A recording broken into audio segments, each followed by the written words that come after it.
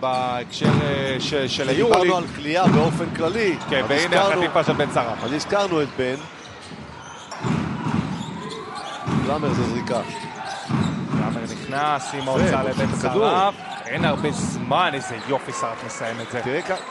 תראה כמה שהוא מיוחד בחדירה, כי תוך מהלך החדירה הוא משעה את עצמו קצת עם הכדור בשביל לראות אול, כי בדרך כלל MBC מהשדה הם קצת יותר מ-47%. אול מגב. סיים בן שרף. סיים את הרבע הראשון. נסנו בן שרף. סל בעבירה. איזה יופי בן שרף. הוא תמיד, אתה מקבל את התחושה. להשלים את המהלך.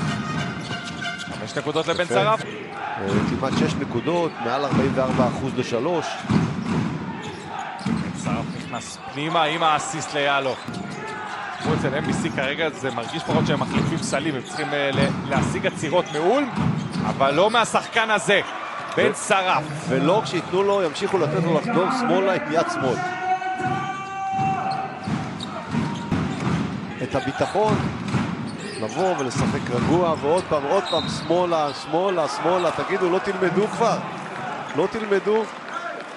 אנחנו רואים פשוט עוד מאותו דבר. החדירה של בן שרף, יד שמאל, צד שמאל.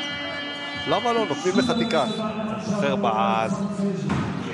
שרף. מה, רבע שני ושלישי, MBC נראים נהדר. טוב, פנימה ליאלו.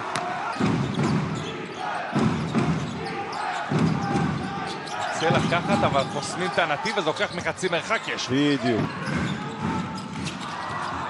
נתרת פנימה, ג'ונסון.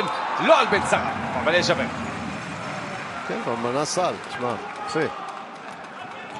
הוא מוביל שחקנים לחסימה, הוא פשוט יכול לקחת אותו. כן, אבל חוסמים לו את צד שמאל. נראה שקצת יותר למדו. אבל יש פישיאני. שרף.